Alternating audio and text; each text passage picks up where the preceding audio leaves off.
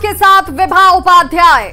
नमस्कार, मैं हूं शुभ मिश्रा आपके साथ। तो बिहार में जातीय गणना की आर्थिक सामाजिक रिपोर्ट सामने आ चुकी है और रिपोर्ट के मुताबिक सामान्य वर्ग में 25.09% गरीब परिवार हैं और पिछड़ा वर्ग में 33.16%, अत्यंत पिछड़ा वर्ग में 33.58%, अत्यंत पिछड़ा वर्ग में 33.58% और साथ ही साथ 42.93% शेड्यूल कास्ट शेड्यूल ट्राइबल में 42.70% गरीब है। बिल्कुल, तो ये आंकड़े जो इस वक्त सामने हैं, जिसे लेकर बार बार ये कहा जा रहा था कि जातीय गणना में सिर्फ जातियों की संख्या की नहीं, आर्थिक तौर पर मजबूती की भी बात होनी चाहिए।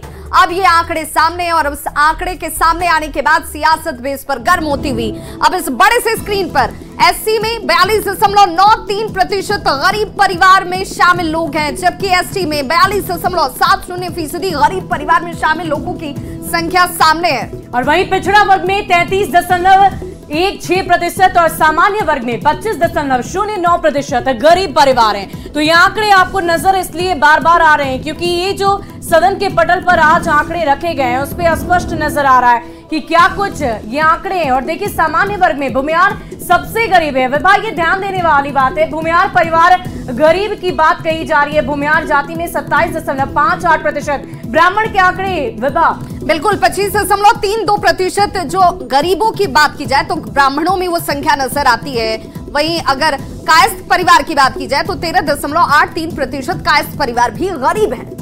साथ ही साथ शेख परिवार, अगर हम मुस्लिमों के सामान्य वर्ग की बात करें तो 22.20% पठान यानी कि खान परिवार गरीब है और साथ ही साथ 17.61% सैयद परिवार भी गरीब बताए जा रहे हैं। तो ये आंकड़े स्पष्ट आपको नजर आ रहे होंगे। सामान्य वर्ग की कौन से वर्ग में कितनी गरीबी है, इसकी आंकड़े इस वक्त आप देख सकते हैं।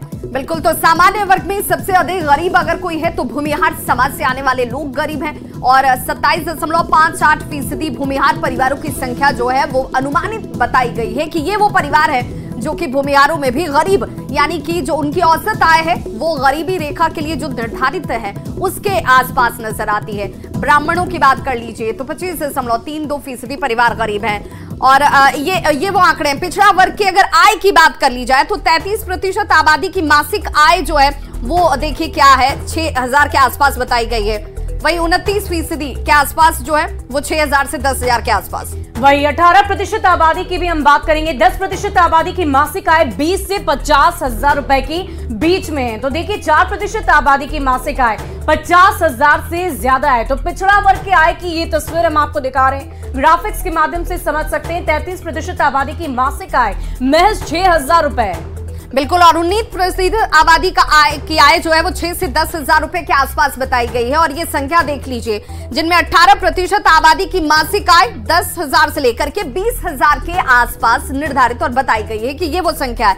10% आबादी की मासिक आय 20 से 50,000 रुपए के पास है और 4%, मात्र 4% आबादी की मासिक आय जो है वो 50,000 से ज्यादा है। और इसीलिए पिछड़ा वर्ग की आय को जानना भी जरूरी है। तो इसके साथ साथ और भी शैक्षणिक स्थिति की हम बात करेंगे क्योंकि शिक्षा व्यवस्था को लेकर बार बार सवाल खड़े होते हैं। वर्ग 1 से लेकर 5 तक की शिक्षा 22.67% आबादी के पास ही 1 से लेकर 5 तक की शिक्षा है। इसके साथ साथ 6 से लेकर 8वीं तक की पढ़ाई बिहार में 14.33% आबादी ने ही की है। इसके अलावा और भी आंकड़े हम आपको दिखाएंगे। ग्रेजुएट शैक्षणिक स्थिति की भी हम बताएंगे आपको पूरी जानकारी। और इस वक्त एक बड़ी खबर आर्थिक सामाजिक स्थिति को लेकर जीतन राम मांझी के सवाल भी हैं। आर्थिक सामाजिक रिपोर्ट पर अब सवाल का दौर शुरू हो चुका है। आर्थिक सामाजिक रिपोर्ट जैसे आई, जीतन राम मांझी ने सवाल उठाया। अब सवाल क्या उठाया वो भी जान लीजिए। जीतन राम मांझी ने कहा है कि गणना के बहाने खजाने की लूट की जा रही है। अब ये बड़ा आरोप जीतन राम मांझी की तरफ से रिपोर्ट आने पर सरकार को घेरते हुए जीतन राम मांझी नजर आए। सोशल साइट प्लेटफॉर्म एक्स पर जीतन राम मांझी ने ये पोस्ट किया और उन्होंने कहा कि ये आंकड़े जो है, ये गणना जो है, इसके पीछे का अगर कोई मोटो है, मकसद है तो वो है सरकारी खजाने की लूट करना। सवाल ये है कि जिनकी राजनीति ये लोग कर रहे हैं वो राजनीति भी अपने आप में बड़ी अजीब नजर आती है। और जरा तस्वीर देख लीजिए, विधानसभा के अंदर की ये तस्वीर, जहां पर जैसे रिपोर्ट सामने आई उस पर हो हंगामे का दौर शुरू हो चुका है। शुभ वाकई ये विधानसभा अध्यक्ष इस वक्त स्पीकर आपको नजर आ रहे होंगे ये अपनी बातें रखेंगे सदन के पटल पर और आर्थिक रिपोर्ट पेश होने के बाद सदन की कार्रवाई इस वक्त टीवी स्क्रीन पर कर सकते हैं, लेकिन इसे अत्यंत ही संक्षेप में रखा जाए, क्योंकि आज ही विधान परिषद में भी इसे उपस्थापित किया जाना है और वहां भी इस पर चर्चा होनी है। तो माननीय मंत्री,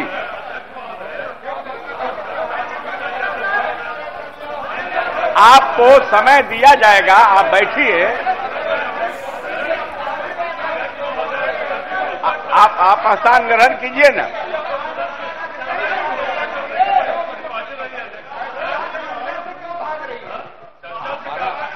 कहीं सरकार जब आपसे नहीं भाग रही है, आप सुनिए, तो आपको सुनना चाहिए। आप मानिए नेता। मेरा अनुरोध है कि आज तो पेश हो ही चुका है, तो उसके बारे में बहुत ही संक्षेप में बता देंगे कि इन विषयों पर सभी जानकारी दे दी गई है, लेकिन उसके बाद सभी पार्टियों को अपनी राय देना है। तो जो भी पार्टी के लोग बोल करके एक आदमी बोलेंगे कि एक आदमी बोले, या सुनिए ना, जो बोलेंगे तो उनको जितना बोलना है बोले ना, तो फिर क्या दिक्कत है। इसलिए कृपा करके पहले इनको मैंने जब ही रख दिए, लेकिन थोड़ा सा संक्षेप में ही, बहुत ही संक्षेप में तुरंत बोल देंगे, लेकिन आप अपना पूरे तौर पर रख दीजिए। एक एक पार्टी की राय आ जाएगी सामने। माननीय संसदीय कार्य, देखिए एक बात हम बता देते हैं, सुनिए ना। अरे काहे के लिए सबकी राय से न हुआ है भाई। सदन के सभी दल के एक एक नेता आप 10-10 मिनट बोलेंगे, आप पहले 10 मिनट बोलेंगे। अरे छोड़िए ना, अभी काहे के लिए कर, जितना देर बोलना बोले ना भाई। अरे बैठिए ना भाई, दूसरा आप स्थान तो ग्रहण कीजिए। नहीं छोड़िए ना,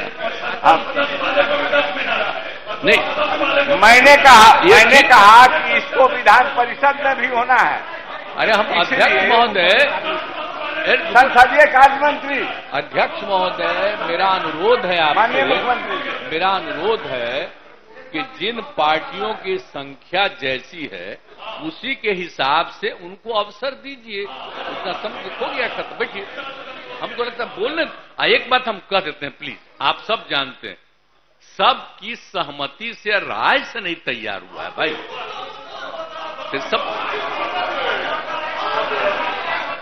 तो सबकी सहमति से सब कुछ कर दिया गया है। अब जो बात आ गई है तो अपनी बतवा रखिए ना।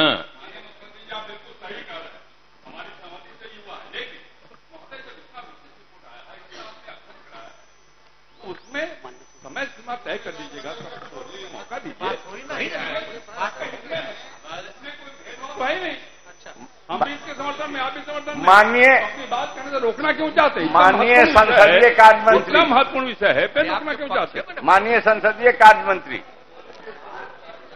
अध्यक्ष महोदय, मैं सबसे पहले सरकार की तरफ से आसन का और इस सदन के सभी दलों के माननीय नेताओं के प्रति सरकार की तरफ से हम आभार प्रकट करते हैं कि मुख्यमंत्री जी के नेतृत्व में सभी दलों के समर्थन से बिहार सरकार ने एक ऐसी ऐतिहासिक उपलब्धि हासिल की है जिसकी पूरे देश में कोई मिसाल नहीं है।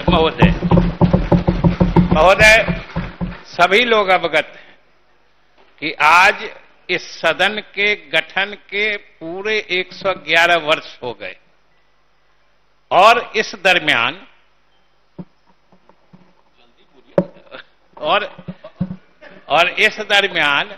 इस सदन ने कई ऐतिहासिक पड़ाव देखे हैं, परंतु आज जिन तथ्यों से या जिस दस्तावेज से यह सदन रूबरू हो रहा है महोदय, कि वह न सिर्फ बिहार के सामाजिक, आर्थिक, प्रशासनिक इतिहास में एक सबसे ऊंचा मील का पत्थर साबित होगा, बल्कि इसकी गूंज आज पूरे देश में सुनाई पड़नी शुरू हो गई है। इसकी गूंज महोदय, बहुत दिनों से हम लोग महसूस कर रहे थे, मुख्यमंत्री जी विशेष तौर से, कि भाई विभिन्न जातियों की सही संख्या, कोई प्रामाणिक संख्या उपलब्ध नहीं थी। न अलग अलग जातियों में गरीबों की क्या संख्या है, इसके कोई प्रामाणिक आंकड़े नहीं थे। इसलिए इसकी आवश्यकता बहुत दिनों से महसूस की जा रही थी और हम लोगों के पास सिर्फ एक 1931 की जनगणना के कुछ आंकड़े थे, जिसके आधार पर अलग अलग जातियों के लोगों द्वारा जो प्रतिशत दावा किया जा रहा था, अगर उनको जोड़ देते तो एक बड़ी अस्वाभाविक अविश्वसनीय स्थिति पैदा हो जाती थी। इसलिए सरकार ने यह समझा और मुख्यमंत्री जी के नेतृत्व में सभी दलों के सहयोग से मैं बार बार कह रहा हूं कि एक ऐसा काम हम लोगों ने किया है महोदय, जो दस्तावेज हमने दिया है, हो सकता है कि ये कितना महत्वपूर्ण है इसका सही आकलन हम लोग आज नहीं कर पा रहे हैं। आने वाले समय में महोदय जितने सामाजिक आर्थिक संस्थान हैं, जहां कहीं अध्ययन होता है, जितने विशेषज्ञ हैं, उन सब लोगों के लिए